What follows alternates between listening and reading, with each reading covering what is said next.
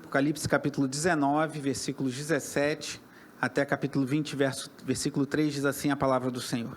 Vi um anjo que estava em pé no sol e que clamava em alta voz a todas as aves que voavam pelo meio do céu. Venham, reúnam-se para o grande banquete de Deus, para comerem carnes de reis, generais e poderosos, carnes de cavalos e seus cavaleiros, carnes de todos, livres e escravos, pequenos e grandes. Então vi a besta, os reis da terra e os seus exércitos reunidos para guerrearem contra aquele que está montado no cavalo e contra o seu exército.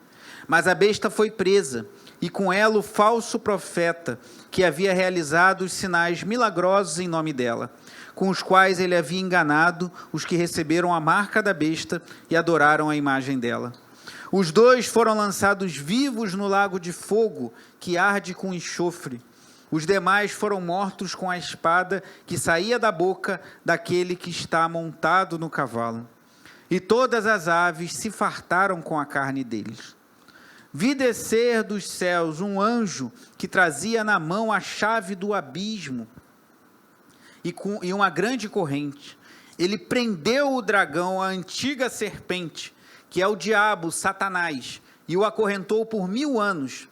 Lançou-o no abismo, fechou-o e pôs um selo sobre ele, para assim impedi-lo de enganar as nações até que terminassem os 1000 anos. Depois disso, é necessário que ele seja solto por um pouco de tempo. Oremos. Pai amado e bendito, te louvamos, Senhor, pela tua palavra que é perfeita, que é maravilhosa, por cada cântico, por termos aqui o privilégio de entoarmos louvores a ti, o Senhor que é o nosso refúgio e fortaleza, socorro bem presente na hora da angústia, o Senhor que reina, como cantamos também. Senhor, seja engrandecido nessa manhã, que possamos sair daqui confiantes de que vivemos dias desafiadores, mas que a vitória já está certa, porque Cristo venceu todos os seus inimigos e essa vitória se consumará no fim. Então, que o Senhor renove em nossos corações essa bendita esperança de que em Cristo somos mais que vencedores e um dia veremos claramente a derrota de todos os inimigos do Senhor, pois Cristo triunfará sobre todos os seus inimigos. Ministra os corações nessa manhã, para a honra e glória do teu santo e glorioso nome. Em nome de Jesus. Amém. Graças a Deus. Os irmãos podem sentar. Amados, vivemos dias desafiadores. Esse crescimento da pandemia em muitos estados, o Rio de Janeiro ainda está um pouco, as coisas parecem mais tranquilas por aqui, mas estamos tomando os cuidados. Até aqui na igreja voltamos a abrir a janela para ter uma circulação de ar. Estamos os irmãos com máscara, com álcool em gel, estamos tomando os cuidados que nos são devidos. Não vamos viver paranoicos, mas também, como diz a irmã Lourdes, temos que ser prudentes e valentes. Então, vamos ser prudentes, mas também vamos ser valentes no Senhor. Há aumento do desemprego, pessoas com medo de perder o seu emprego, outras já perdendo. Incertezas políticas, muitas incertezas no campo da política do país. Também na economia, muitas dúvidas. Uma insegurança jurídica, vivemos uma situação jamais vista na República de tanta insegurança jurídica, um juiz determina uma coisa, um ministro determina outra, não entrar nos pormenores, porque eu não sou comentarista político, muito menos jurídico, mas todos sabem do que eu estou falando, das incertezas que têm se levantado ao longo dos anos, não só nas últimas semanas, já há muito tempo, com decisões, às vezes, que eles chamam monocráticas, um ministro vai lá e toma uma decisão e aquilo às vezes tem um efeito grande na sociedade. Qual o maior problema que temos hoje na sociedade? Será que é o vírus, é o novo coronavírus ou as suas variantes? Será que é a economia? Será que é a política? Será que é a situação jurídica do país? Qual o seu maior problema individualmente? Talvez você esteja resistindo, não tenha sido contaminado, não tenha tido Covid ou tenha tido, se recuperou, está bem, louvado seja Deus. Ou até já passou, já tomou vacina. Temos irmãos aqui que trabalham na área da saúde que já tomaram a primeira dose da vacina. Talvez não seja isso, mas talvez você esteja enfrentando um desafio no seu casamento, na sua vida conjugal, emotiva, ou então na sua vida financeira. Apocalipse, irmãos, é um livro que gera muita polêmica. Estamos hoje retomando a exposição sobre o livro de Apocalipse, demos uma pausa para o Natal, e aí eu expus o sermão escatológico de Cristo, Mateus capítulos 24 e 25, e hoje retornamos ao capítulo 20 de Apocalipse, e se Deus permitir, vamos agora numa linha reta até o final dessa série sobre escatologia, capítulos 20, 21 e 22 de Apocalipse. Mas esse capítulo 20, ele é muito controverso, irmãos, gera muitas dúvidas. Ele fala de um milênio, 1000 anos. Mas o que é esse milênio? Esse milênio é literal, são 1000 anos que a gente começa a contar a partir de hoje. Ó, digamos que começou hoje, hoje é o dia 1, aí quando chegar o final do ano é o ano 1, e assim vai até o ano 1000, é literal, são 1000 anos literais. Ou será que esse milênio é simbólico? Esse milênio vai acontecer quando? Jesus vai ter uma primeira volta e vai estabelecer um milênio, ou na vinda definitiva de Jesus que isso vai se acontecer? Ou o milênio já está acontecendo hoje? A gente já fica a provocação aqui, ao final desse culto emendaremos na escola dominical, e hoje eu iniciarei uma série de aulas somente sobre o milênio. Ano passado falei um pouco sobre escatologia, dei uma pincelada nesse assunto, mas agora, nesse domingo, nos próximos, permitindo Deus, vamos nos debruçar especificamente sobre essa questão do milênio, com as perspectivas, as correntes teológicas acerca do milênio. Mas em meio a tantas controvérsias, se o milênio é literal, não é literal, se vai acontecer assim que Jesus voltar, se já está acontecendo, se vai acontecer quando Jesus voltar e depois vai ter o juízo final. Talvez você já tenha ouvido termos como pós-tribulacionista, mid-tribulacionista, pré-tribulacionista, pré-milenista, amilenista, dispensacionalista, um monte de coisa. Talvez esse exista todo, você já tenha ouvido, a gente vai ver isso na EBD. Mas, irmãos, embora esses textos sejam difíceis e permitam interpretações diferentes, como veremos, há uma mensagem central muito clara e objetiva em todo o livro de Apocalipse, e no capítulo 20 não é diferente. E a mensagem é que Cristo triunfará sobre todos os seus inimigos. Se há algo que a igreja do primeiro século precisava saber, embora seja importante discutirmos esses assuntos, não era tanto se o milênio ia durar 1000 anos literais ou não, se ia ter uma tribulação antes, se ia ter um arrebatamento secreto ou não, tudo isso é importante, mas o mais importante que Apocalipse quer deixar explícito para nós, é que Cristo é o vencedor, e Ele vencerá todos os seus inimigos. Isso era muito importante para a igreja daqueles dias, porque talvez a gente pense que hoje a gente enfrenta dificuldades, e enfrentamos de fato. Vamos orar por famílias que estão enlutadas, pessoas que estão passando por situações terríveis em seu seio familiar, ou por amigos que perderam entes queridos. Mas aquela situação lá na Roma do primeiro século, no Império Romano, não era fácil não, principalmente para a igreja. O apóstolo João escreveu o Apocalipse, recebeu essa revelação da parte de Deus, exilado na ilha de Patmos. Ele foi colocado lá, era tipo uma ilha-prisão, em que ele foi colocado lá naquela prisão, naquela ilha, isolado, porque tinha pregado o evangelho. E ali Cristo se revelou, porque os impérios desse mundo, os governos desse mundo, podem isolar, podem prender os cristãos, podem prender pastores, apóstolos como era João. Não temos mais apóstolos como eles em nossos dias, mas líderes da igreja, pregadores, podem ser presos, até serem mortos, mas o evangelho não pode ser preso. Cristo não pode ser amarrado. Então ele foi até lá e se revelou a João, e hoje nós ainda desfrutamos da bênção da revelação recebida por João na ilha de Patmos. Mas não eram dias fáceis, irmãos, eram dias difíceis, de perseguição, de morte de cristãos. Todos os apóstolos foram mortos de forma violenta, com exceção de João, mas também sofreu muito. Pedro foi crucificado de cabeça para baixo. Paulo, por ter cidadania romana, ele foi decapitado. Tiago foi passado à espada. Não eram dias fáceis, mas para aquela igreja em sofrimento, para aquela igreja passando por dificuldades, a mensagem de Cristo por meio do Apocalipse é: eu venci o mundo, tenha paz em mim, como diz lá no Evangelho de João. No mundo tereis aflições, mas tende bom ânimo, eu venci o mundo, diz o Senhor. Então hoje, irmãos, iniciando a exposição do capítulo 20, que nós nos debruçaremos não só nesse domingo, mas em pelo menos mais um, possivelmente mais dois, eu queria falar sobre algo central que está no capítulo 20, mas que vem dos capítulos anteriores: o triunfo de Cristo sobre cada um de seus inimigos. Já vimos nos capítulos 17 e 18 que Cristo triunfou sobre a Babilônia, Veremos também que Cristo, como já vimos no capítulo 19, ele triunfará sobre o anticristo e sobre a besta que emerge da terra, que é o falso profeta. E que Cristo, por fim, triunfará sobre o diabo, a antiga serpente. Então vamos hoje rever um pouquinho o que já vimos e adentrar o capítulo 20. Primeiro, o triunfo sobre a Babilônia. Depois, o triunfo sobre a besta, que é o anticristo e o falso profeta. E, por fim, o triunfo sobre o próprio diabo, a antiga serpente. Babilônia, triunfo de Cristo sobre a Babilônia. O que é a Babilônia no livro de Apocalipse? A Babilônia aqui você pode remeter a Babilônia lá dos tempos antigos, do Antigo Testamento, que era um inimigo poderoso que levou cativo o povo de Judá por estar em desobediência.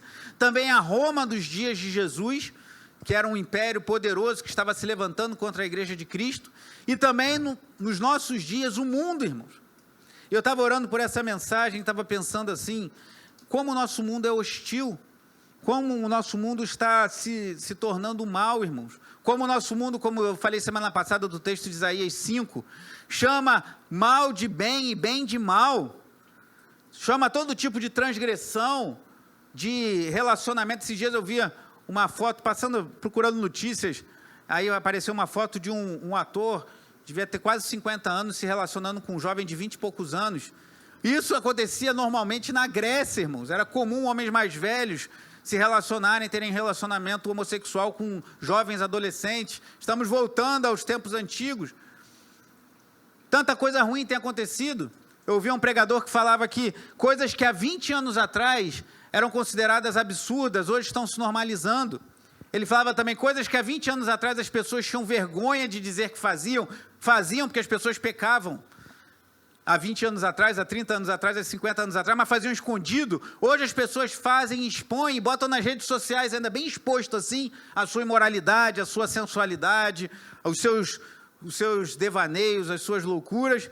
E todo mundo acha isso normal, porque estamos numa sociedade cada vez pior e chamando o mal de bem e o bem de mal. Essa é a Babilônia, irmãos. Como já falei para os irmãos, vou falar mais uma vez. Alguns anos atrás eu fui a um shopping na Barra da Tijuca e estava escrito bem grande assim: não há nada que um dia de lazer e compras não cure. Essa mensagem denuncia que a sociedade que vivemos está doente e as pessoas acham que se forem para o shopping com dinheiro, com cartão de crédito e comprarem tudo que podem e tiverem lazer à vontade, vão curar as suas doenças. Não vão, porque a Babilônia, ela promete o que ela não pode dar. Ela te dá um lazer momentâneo, te dá uma alegria momentânea, mas o vazio da tua alma há de continuar. Essa é a Babilônia, a meretriz, um símbolo de uma civilização cheia de pompa, cheia de vaidade, cheia de orgulho, e que é hostil contra Deus. E aí volte comigo lá no capítulo 17, que descreve essa Babilônia de Apocalipse, capítulo 17 de Apocalipse.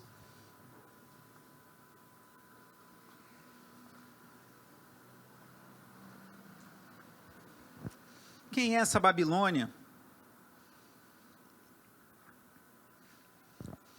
Capítulo 17, versículos 1 a 6, depois vou pular para o 12. Um dos 7 anjos que tinha as 7 taças aproximou-se e me disse: venha, eu mostrarei a você o julgamento da grande prostituta, que está sentada sobre muitas águas, com quem os reis da terra se prostituíram. Os habitantes da terra se embriagaram com o vinho da sua prostituição. Então o anjo me levou no espírito para um deserto. Ali vi uma mulher montada numa besta vermelha, que estava coberta de nomes blasfemos, e que tinha 7 cabeças e 10 chifres. A mulher estava vestida de púrpura e vermelho, e adornada de ouro, ou seja, muito luxo, pedras preciosas e pérolas. Segurava um cálice de ouro, cheio de coisas repugnantes e da impureza da sua prostituição. Em sua testa havia esta inscrição: mistério, Babilônia, a mãe das prostitutas e das práticas repugnantes da terra. Vi que a mulher estava embriagada com o sangue dos santos, o sangue das testemunhas de Jesus. Então é um sistema corrupto, cheio de vaidade, de orgulho, e que ainda persegue a igreja e mata os cristãos, versículo 12, ainda de capítulo 17. Os 10 chifres que você viu são 10 reis que ainda não receberam reino, mas que por uma hora, ou seja, por um tempo curto e bem estabelecido por Deus, receberão com a besta autoridade como reis. Eles têm um único propósito, e darão o seu poder e a sua autoridade à besta, que é o anticristo. Guerrearão contra o cordeiro, mas o cordeiro os vencerá, pois é o Senhor dos senhores e o Rei dos reis, e vencerão com eles os seus chamados, escolhidos e fiéis. Então, ainda descrevendo a Babilônia, a grande meretriz, o apóstolo João, aqui inspirado pelo Espírito Santo, já revela que o cordeiro vai acabar com a besta, com o anticristo e com a própria Babilônia. Mas isso fica mais claro no capítulo 18, versículo 4 e 5. Versículos 4 e 5 diz assim, e isso é uma palavra direta para mim e para você essa manhã. Então ouvi outra voz dos céus que dizia, saiam dela vocês, povo meu, para que vocês não participem dos seus pecados, para que as pragas que vão cair sobre ela não os atinjam, pois os pecados da Babilônia acumularam-se até o céu, e Deus se lembrou dos seus crimes. A nós cristãos nós somos chamados a sair da Babilônia, irmãos, que a Babilônia vai ser destruída, esse mundo vai ser destruído. E hoje de manhã eu orava, acordei mais cedo e fiquei um tempo em oração, pedindo a Deus, né, pelo culto, pela mensagem, tudo. E aí me veio algo no coração que eu creio ser da parte do Espírito Santo. Pensei assim, como é um exemplo que eu posso dar de Babilônia em nossos dias, assim, bem explícito? E aí me ocorreu irmãos, que eu não assisto, nunca assisti, espero em Deus, nunca vou assistir um negócio. Se eu assistir isso, pode me prender, pode me internar. Que é aquele Big Brother Brasil. Que lixo aquilo, irmão. É um lixo moral, é um lixo cultural, tudo que pensar de lixo é. Não tem como um cristão assistir aquilo ali, irmão. Se você assiste, para hoje. Nem assiste de hoje, não sei se tem hoje. É um lixo de imoralidade, de sensualidade. Eu não assisto, mas eu sei que o negócio é horroroso. Aquilo é Babilônia. Quer um exemplo de Babilônia? Está lá, mas não precisa assistir para conferir, não. Acredita em mim. Eu também não assisto, mas eu sei que é. Não tem como, irmãos, você assistir uma porcaria, perdão a expressão daquela ali. Você vê tanta imoralidade, tanta coisa que ofende a Deus, tanta valorização do mal e achar que aquilo ali não tem problema nenhum. Tem muito problema. Saia da Babilônia enquanto é tempo. Quer um exemplo da Babilônia? Está ali todo dia sendo exaltado. E o Brasil, acho que é o único país, irmãos, que essa praga tem edições atrás de edições. Acho que nos outros países acabou, teve uma ou duas e acabou. E no Brasil já está, sei lá, 20ª, né? Não precisa falar não, que sei que você vai ficar com vergonha, que o irmão do teu lado vai lá, então tu assiste, né? Por isso que você sabe qual é a edição. Mas eu não estou falando para puxar a tua orelha, ou talvez um pouco, mas, irmão, abra seus olhos, aquilo é pura Babilônia. E nós temos que sair da Babilônia e não deixar a Babilônia entrar em nossas casas, amém? Aquilo é um exemplo explícito, escancarado. Isso é Babilônia. Luxo, prostituição, valorização de riqueza em hostilidade a Deus, desprezo das coisas de Deus, desprezo pelo sagrado, está ali. Mas quem dera fosse só ali. Você não precisa assistir esse programa infame para ter exemplos da Babilônia. Elas estão espalhadas pela nossa cidade, pelos nossos bairros, pelos bailes e, enfim, tudo que a gente vê por aí. Mas cuidado com o que entra nos seus olhos. Mas esse mundo, esse sistema é um sistema, irmãos, que oprime. É um sistema que pega você, que é um trabalhador fiel, honrado, que paga as suas contas e honra e não mente no seu ambiente de trabalho, e as pessoas te olham com desprezo. Ah, você é otário, com perdão da expressão mais uma vez. Você é um mané. Todo mundo faz isso, por que você não faz? Só porque você é crente, não tem problema não. É um sistema que te oprime com aquela coisa do nada a ver. Eu falava isso muito quando trabalhava com jovem. Não tem nada a ver. É só uma cervejinha, é só sentar para tomar um chopp com os amigos. E você vai sentando à roda dos escarnecedores e vai se contaminando. E quando você vê, você está cheio da mentalidade da Babilônia. Esse sistema, irmãos, tenta nos tragar, tenta nos matar, mas Cristo triunfará sobre Babilônia. Babilônia vai cair, irmãos. E precisamos sair dela para não cair juntos com ela. Mas se o texto de Apocalipse aqui fala do triunfo sobre a Babilônia, também mostra o triunfo de Cristo sobre a besta que emerge do mar. E mar no Apocalipse normalmente refere às nações. A besta que emerge do mar, o anticristo. E o triunfo sobre a besta que emerge da terra, o falso profeta.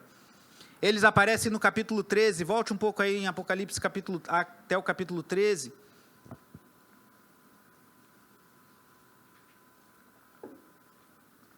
Primeiro, o triunfo sobre a Babilônia. Segundo, o triunfo sobre o anticristo e o falso profeta, a besta que emerge do mar e a besta que emerge da terra. Apocalipse 13, versículos 1 e 2. Vi uma besta que saía do mar. Tinha 10 chifres e 7 cabeças, com 10 coroas, uma sobre cada chifre, e em cada cabeça um nome de blasfêmia. A besta que vi era semelhante a um leopardo, mas tinha pés como os de urso e boca como a de leão. O dragão, se você voltar depois no capítulo 12, como já falei aqui, o dragão é o diabo, é a antiga serpente. Deu à besta, ou seja, o diabo deu ao anticristo o seu poder, o seu trono e grande autoridade. Versículo 7. Foi-lhe dado poder para guerrear contra os santos e vencê-los. Foi-lhe dada autoridade sobre toda tribo, povo, língua e nação.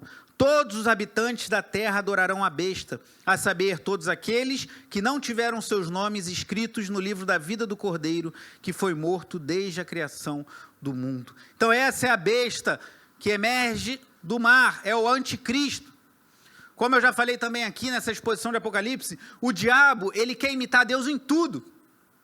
Deus é trino, Deus Pai, Filho e Espírito Santo. Não são 3 deuses. Eu nem gosto muito de usar aquela expressão, não está errada, tá, irmãos? Mas eu aqui não acho muito apropriado, sigo a linha de alguns teólogos que comentam isso, alguns professores meus já falaram isso.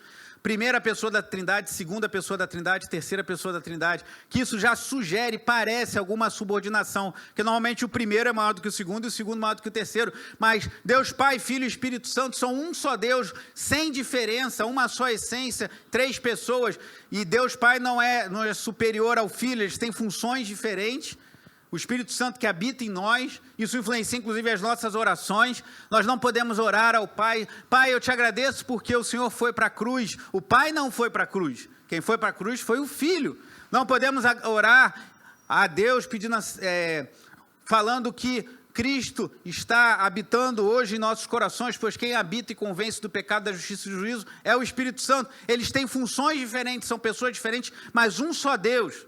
E o diabo é tão imitador que ele quer ter a trindade dele também, que é o dragão, o diabo querendo ser Deus Pai, o anticristo querendo ser o Filho e querendo trazer adoração para ele, e o falso profeta querendo ser o Espírito Santo que convence o mundo para adorar o anticristo, como o Espírito Santo nos leva a glorificar o Filho. E aqui nós vimos que essa besta, o anticristo, ele quer adoração para si, ele quer ser adorado. E no versículo 11 ainda do capítulo 13, fala do falso profeta. Versículos 11 a 13. Então vi outra besta que saía da terra, presta atenção nisso, 2 chifres como cordeiro, mas que falava como dragão. Exercia toda a autoridade da primeira besta em nome dela, e fazia a terra e seus habitantes adorarem a primeira besta, cujo ferimento mortal havia sido curado. E realizava grandes sinais, chegando a fazer descer fogo do céu à terra, à vista dos homens. Por causa dos sinais que lhes foi permitido realizar em nome da primeira besta, ela enganou os habitantes da terra. Só até aí. Então aqui, irmãos, eu falei isso quando expus o capítulo 13, preste atenção que essa besta, esse falso profeta, tem chifre como cordeiro. O que significa isso? Tem aparência de cordeiro, parece com Cristo, isso é a falsa religião. Mas isso parece tão legal, eles fazem bem ao próximo, eles têm cara de santo, eles têm cara de serem pessoas legais, são tão simpáticos, tão amorosos, mas quando abre a sua boca, fala como o diabo, fala como o dragão. O que significa isso? Religiões falsas que têm aparência de santidade, de piedade, mas você tem que identificar que aquilo procede do diabo pelo seu discurso. Então a gente tem que conhecer a palavra de Deus para fugir dos falsos profetas. Lá em 1 de João, João fala no capítulo 4, amados, não deem crédito a todo espírito, a qualquer espírito, porque muitos falsos profetas têm saído mundo afora. E aqui vimos que o falso profeta vai operar sinais. Então, tem pessoas que se impressionam com sinais, com milagres. Nós oramos e cremos que Deus opera sinais e milagres ainda hoje, mas nem todo sinal e milagre necessariamente procede de Deus, porque o falso profeta, a besta que sai da terra, também operará sinais. O próprio Cristo falou lá em Mateus 24, que surgiriam falsos cristos e falsos profetas operando grandes sinais e maravilhas, que se fosse possível, enganariam até os eleitos. E aqui no versículo 16, olha o que diz. do capítulo 13, também obrigou todos, pequenos e grandes, ricos e pobres, livres e escravos, guarde isso, pequenos e grandes, ricos e pobres, livres e escravos, a receberem certa marca na mão direita ou na testa, para que ninguém pudesse comprar nem vender, a não ser quem tivesse a marca, que é o nome da besta ou o número do seu nome. O anticristo, ele tem garras, ele tem tentáculos econômicos, políticos, jurídicos. Então não pense que tudo que está acontecendo aí não há um dedo ali do dragão por trás do anticristo. Cremos que virá um grande anticristo escatológico no final, um homem da iniquidade que se revelará no fim dos tempos e que tentará trazer adoração para si e que será derrotado por Cristo também. Mas como diz João lá na primeira epístola de João, o anticristo já está no mundo, não esse anticristo final, mas o espírito do anticristo para tentar enganar. Então esse é o falso profeta, esse é o anticristo. Mas vá comigo agora novamente ao capítulo 19 que lemos no início. Versículo 19.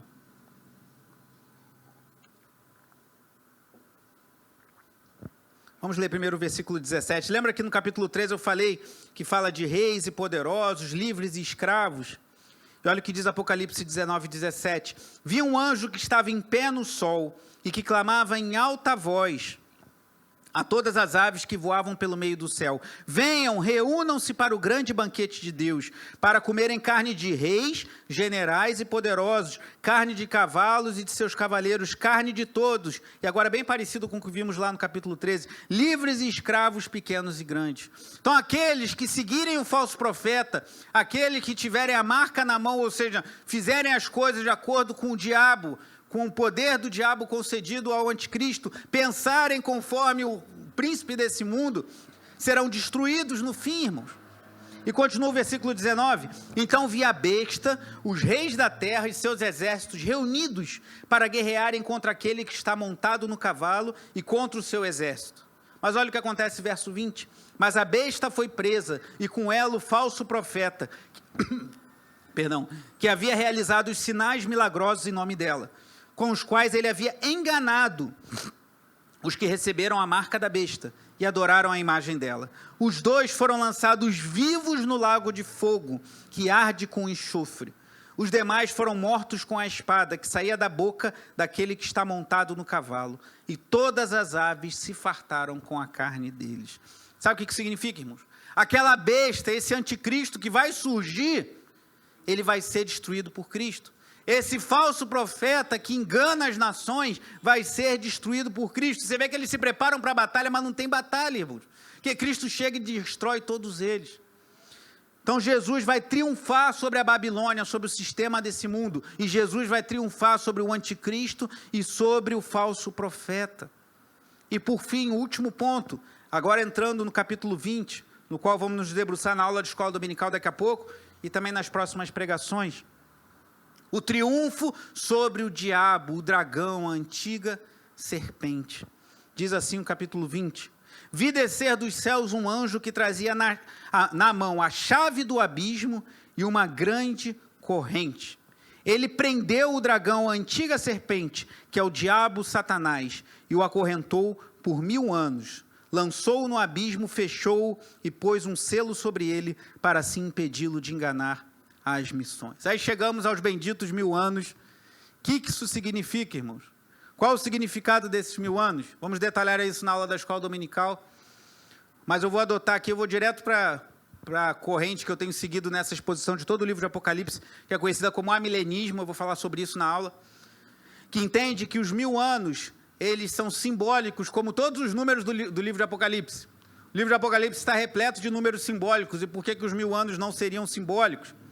E eles estão sendo vividos por nós hoje, porque eles representam desde a vinda de Jesus e da sua morte, ressurreição e ascensão até o seu retorno. Que é quando Jesus veio a esse mundo e ele deu autoridade aos seus discípulos para expulsarem demônios, para agirem em seu nome, e depois ele morreu, ressuscitou e subiu aos céus. O diabo ali sofreu uma grande derrota. Vá comigo em Lucas capítulo 17.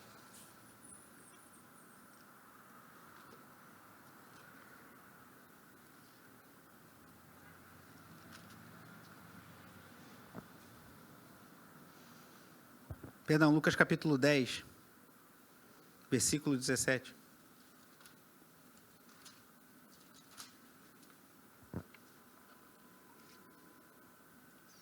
Lucas 10, 17.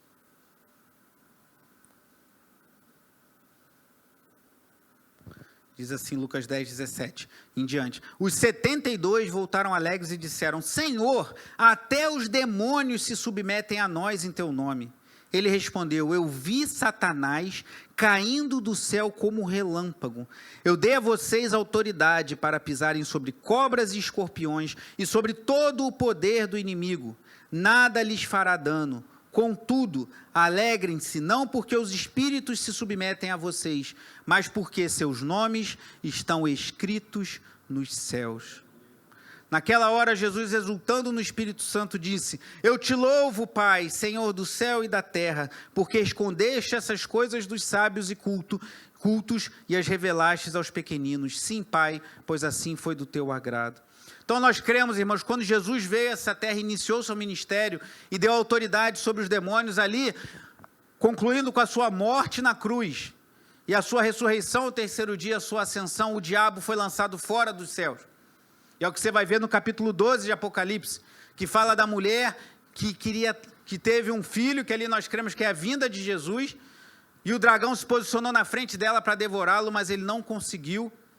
E ele teve uma luta muito grande. Vai comigo lá em Apocalipse 12. É um trecho curto. Apocalipse 12. Isso que eu estou falando da mulher fala logo no início, mas vamos direto para o versículo 7. Houve então uma guerra, Apocalipse 12, 7. Houve então uma guerra nos céus. Miguel e seus anjos lutaram contra o dragão, e o dragão e os seus anjos revidaram. Mas estes não foram suficientemente fortes, e assim perderam o seu lugar nos céus. O grande dragão foi lançado fora. Ele é a antiga serpente chamada Diabo ou Satanás, que engana o mundo todo. Ele e os seus anjos foram lançados à terra. Um pouquinho antes, no versículo 5, fala que o seu filho Jesus foi arrebatado para junto de Deus e de seu trono. Então nós entendemos que na morte, ressurreição e ascensão de Jesus, o diabo foi lançado fora do céu.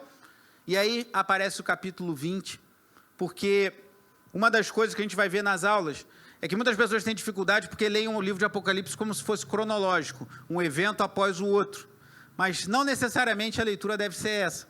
Tem livros que devem ser lidos assim, mas outros não.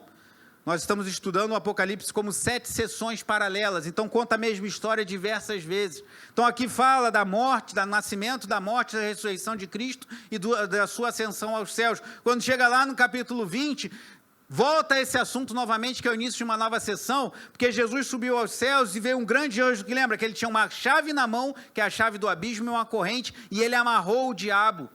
Então você não precisa falar, está amarrado o diabo, você não precisa falar mais isso, que ele vai falar para você, eu já estou amarrado. Segundo essa leitura, que eu acho que faz muito sentido, e vocês vão entender por quê. Precisa falar, não, está amarrado, diabo. Ele vai falar, pô, mas eu já estou aqui, já estou amarrado numa grande corrente, um anjo forte e poderoso. Você vai conseguir me amarrar? Tu não consegue me amarrar, não, mas o anjo já me amarrou, está difícil aqui para mim. Não, nós não conversamos com o diabo, nem de brincadeira. Então, cremos que quando Jesus venceu, irmãos, o diabo perdeu a autoridade. Aí talvez você me pergunte assim, mas o mundo está tão caótico, é coronavírus, é pandemia, são guerras, rumores de guerras. Século passado, teve a gripe espanhola, 1918, 1919, a Primeira Guerra Mundial, 1914 a 1918, a Segunda Guerra Mundial, década de 30, década de 40, terrível, milhões de mortos. Isso tudo está acontecendo e o diabo está amarrado. Mas lembra que nós lemos aqui no capítulo 20, versículo 3, que ele foi preso no abismo, colocado um selo sobre ele, para impedi-lo de enganar as nações até que terminassem os 1000 anos. O que a interpretação amilenista entende acerca disso? Que o diabo, ele está amarrado, ele está impedido ele não consegue, ele está preso no sentido de impedir o avanço do evangelho. O diabo não pode impedir que o evangelho de Cristo prospere. Por isso que eu gosto também da interpretação de um dos versículos mais difíceis do Apocalipse de toda a Bíblia, que é Apocalipse capítulo 6, versículo 2, que fala do cavalo branco. Eu falei aqui que tinha pelo menos 5 leituras de quem seria esse cavalo branco e seu cavaleiro. Eu acho que a que faz mais sentido é que fala que é o Evangelho, que vem vitorioso para vencer. O Evangelho prospera, irmãos. O Evangelho só precisa de uma coisa para prosperar: ser pregado, ser anunciado. Então, se a gente, no poder do Espírito Santo, anunciar o Evangelho, o diabo não pode impedir que pessoas se rendam a Cristo. Então, ele está amarrado sim, ele está acorrentado, porque ele não consegue impedir que o Evangelho avance. O Evangelho está avançando, irmãos. Na China, uma ditadura comunista, terrível, opressora, a igreja subterrânea está crescendo, irmãos. Em países muçulmanos, pessoas têm se rendido a Cristo de forma maravilhosa. E às vezes até tem num sonho, tem uma visão de Jesus e buscam uma igreja e ouvem o Evangelho e se rendem a Jesus, porque o diabo não pode deter o avanço do Evangelho. A iniquidade está crescendo, o mal está crescendo, mas a igreja também está avançando, porque a Bíblia diz que as portas do inferno não prevalecerão contra a igreja de Cristo, irmãos. Então o diabo não pode impedir que o Evangelho seja pregado e prospere. Ele pode prender os pregadores, ele pode me articular para que eu seja preso, para que você seja preso, para que as nossas vozes sejam caladas, mas o Evangelho vai continuar avançando, irmãos, porque ele não pode impedir o avanço do Evangelho sobre toda a terra. Então acho que faz muito sentido esse entendimento de que a antiga serpente, aquela serpente que estava no Éden, lá em Gênesis capítulo 3, que iludiu o primeiro casal, que caiu, mas que Deus ali trouxe a primeira promessa messiânica, dizendo que a semente da mulher, que é Cristo, o descendente, esmagaria a cabeça da serpente, que é o diabo, aniquilaria o seu poder. Então o diabo não tem poder para impedir, mas ele pode dar as suas ordens, ele pode conceder poder e autoridade ao anticristo, ele pode armar as suas, mas o Evangelho de Jesus Cristo vai prosperar. Por isso que a autoridade da igreja não está sobre o carisma de um pastor. Não é porque o pastor é carismático, é gente boa, fala bem, sei lá, estuda, é um cara que visita os outros. O pastor deve fazer isso tudo, irmãos. Mas a autoridade da igreja, se estiver sobre o carisma, sobre a personalidade, um culto à personalidade, como vemos em muitas igrejas em nosso país, essa igreja vai cair, irmãos. Talvez o pastor caia em pecado, ou mesmo morre, ou por alguma circunstância sai daquela igreja, a igreja cai junto. Porque a igreja tem que estar fundamentada em Cristo Jesus, irmãos. E o pastor e os ministros e os diáconos são instrumentos para a glória de Deus, para o anúncio do Evangelho, para que o Evangelho avance, prospere, porque o diabo não pode impedir o avanço do Evangelho. Então abra seus lábios, anuncie a Jesus Cristo, fala, Jesus Cristo é o Senhor.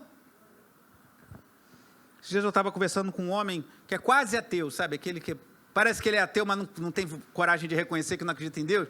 Cheio de questionamentos. Ele, mas eu não acredito no Deus da Bíblia, como vocês falam, não sei o quê. Aí eu virei para ele e falei assim, vou te sugerir uma coisa. Uma vez, Jesus falou assim para os seus discípulos, quem vocês dizem que eu sou? Aí uns falaram, dizem que o senhor é Jeremias, o senhor é João Batista, que ressuscitou dentre os mortos. E vocês, quem vocês dizem que eu sou? E Pedro respondeu, tu és o Cristo, filho do Deus vivo. E Jesus respondeu para Pedro, bem-aventurado és, Simão Barjonas, porque não foi carne nem sangue que te revelaram, mas o meu Pai que está nos céus. Vou te sugerir uma coisa, você faz o que você quiser. Outras palavras, você prometeu. Eu não estou aqui para ficar negociando o Evangelho e pedindo, pelo amor de Deus, para tu ir para a igreja, não, meu irmão. Estou falando do Senhor do Universo. Aí vou te dar uma sugestão. Faz uma oração, se você não quer conhecer a Deus, faz a oração, pede aquilo que Pedro pediu, o que Cristo revelou de Pedro, pede ao Senhor que se revele a você. E talvez Deus se revele a você e você venha crer nele. Porque para a gente crer em Jesus, somente uma revelação do alto. A gente poderia passar a noite toda aqui estudando a Bíblia, estudando teologia, fazendo 1 milhão de coisas, eu tentando te convencer da existência de Deus. Talvez um argumento ou outro funcionasse, mas para você crer no que Pedro afirmou, que tu és o Cristo, filho do Deus vivo, isso só se dá por meio de revelação do Pai. Então peça a Deus que te revele quem é Ele e foi embora. E ora a Deus que Ele faça essa oração e que Deus se revele a Ele. Mas eu não consigo convencer ninguém que Jesus é Deus, nem que Ele é o Senhor. Só o Espírito Santo que convence. Então, o diabo não consegue impedir isso. O diabo não consegue impedir o avanço do Evangelho. Ele pode tentar, ele pode dar as suas ordens para que as coisas se dificultem. E no final diz aqui, Versículo 3, depois disso é necessário que ele seja solto por um pouco de tempo. Cremos que no final dos tempos, quando as coisas, Jesus estiver na iminência de voltar, lembra que uma hora que eu li de um texto que fala de 1 hora que os reis terão autoridade? Deus vai permitir por um pouco de tempo que o diabo arme uma grande rebelião contra Cristo. Mas vai acontecer o que está aqui no versículo 7, do capítulo 20. 7 a 10. Quando terminarem os 1000 anos, Satanás será solto da sua prisão e sairá para enganar as nações que estão nos 4 cantos da terra, Gog e Magog, a fim de reuni-las para a batalha. Seu número é como a areia do mar, ou seja, um exército muito grande. As nações marcharão por toda a superfície da terra e cercarão o acampamento dos santos, a cidade amada. Mas um fogo desceu dos céus, fala já no passado, e as devorou. O diabo que as enganava foi lançado no lago de fogo que arde com enxofre, onde já haviam sido lançadas a besta e o falso profeta. Eles serão atormentados dia e noite para todo o sempre. Esse é o destino do diabo, irmãos. O lago de fogo que arde com enxofre, em que haverá tormento dia e noite para todo sempre, é o destino de todos os inimigos de Deus. Isso está garantido, isso vai acontecer. Ah, mas se decretarem lockdown no Rio de Janeiro, isso vai acontecer. E se não encontrarem remédio para o coronavírus logo, para a Covid, isso vai acontecer. E se a vacina não funcionar, isso vai acontecer. E se for o inverso, o coronavírus acabar, a vacina funcionar, o remédio funcionar também, der tudo certo, voltarmos a uma vida normal, isso vai acontecer. E se o presidente em 2022 eleito for A, B ou C, isso vai acontecer, Jesus Cristo vai triunfar, irmãos, essa certeza tem que estar viva em nossos corações, ele vai triunfar sobre a Babilônia, sobre esse mundo, não se associe a esse mundo maldito, que ele vai cair, sai dele, ele vai triunfar sobre o anticristo, ele vai triunfar sobre o falso profeta, ele vai triunfar sobre o dragão, a antiga serpente, o diabo, que engana as nações. Então não tema o diabo, não o despreze, a Bíblia fala, não desprezamos os seus desígnios, mas não tema o diabo, que como diz também João em 1 de João 4, maior é aquele que está em nós do que o que está no mundo, irmãos. Cristo venceu, e ele consumará a sua vitória, e nós estaremos do time vencedor, irmãos. Nós que nos rendemos a Cristo, que confessamos nossos pecados, e reconhecemos Jesus Cristo como Senhor e Salvador de nossas vidas, diz lá em Romanos 10, se com teus lábios confessar Jesus Cristo como Senhor, e em seu coração creres que Deus o ressuscitou dentre os mortos, serás salvos, e nesse dia da grande batalha final, nós estaremos com os vencedores, com o Cristo vencedor. Dá para colocar aquela imagem? Não sei se vai parecer que está claro aqui. Ó. Só uma ilustração, acho que está pequeno para vocês, mas até reforça essa ideia de que o livro de Apocalipse não é cronológico. O capítulo 20 mostra o triunfo de Cristo sobre o dragão, que é o diabo. Isso foi revelado, ele foi descrito lá no capítulo 12. Isso aqui é uma estrutura, parece Daniel outro dia chegou com um negócio desse, um bumerangue. O meu filho chegou com um bumerangue lá que ele fez na escola. Parece um bumerangue. Isso aqui na literatura hebraica se chama quiasmo, é uma estrutura quiástica. Isso tem muito no Antigo Testamento, na literatura hebraica, é espelhado, tá vendo? O vermelho aqui, o amarelo aqui, o azul aqui. Então mostra no capítulo 20, Jesus triunfando sobre o dragão, que foi descrito no capítulo 12. Mostra no capítulo 9, Jesus triunfando sobre o anticristo, a besta e o falso profeta, que foram descritos no capítulo 13. Mostra no capítulo 18 o triunfo de Cristo sobre a Babilônia, que foi descrita no capítulo 17. O que isso está querendo mostrar com isso tudo aqui, irmãos? Que Cristo vai triunfar sobre todos os seus inimigos. E nós somos mais que vencedores, bem-aventurados, pois fomos escolhidos por Deus para fazer parte desse time que vai vencer. E essa vitória não é como a vitória do seu time de futebol, que pode acontecer ou não. Eu espero que a minha aconteça hoje, que ele tem um inimigo feroz hoje para enfrentar. Mas pode acontecer ou não, mas essa vitória é certa, irmão. Essa vitória é certa, Cristo vai vencer. Então pare de olhar para baixo, levante seus olhos para os céus, para o Criador dos céus e da terra, que te escolheu, que te salvou, que te amou, a ponto de enviar seu Filho unigênito, para que todo que nele crê não pereça e tenha a vida eterna. E nós que cremos tenham a vida eterna. Creia em Cristo, mas está difícil, porque ainda estamos vivendo sobre os efeitos da Babilônia.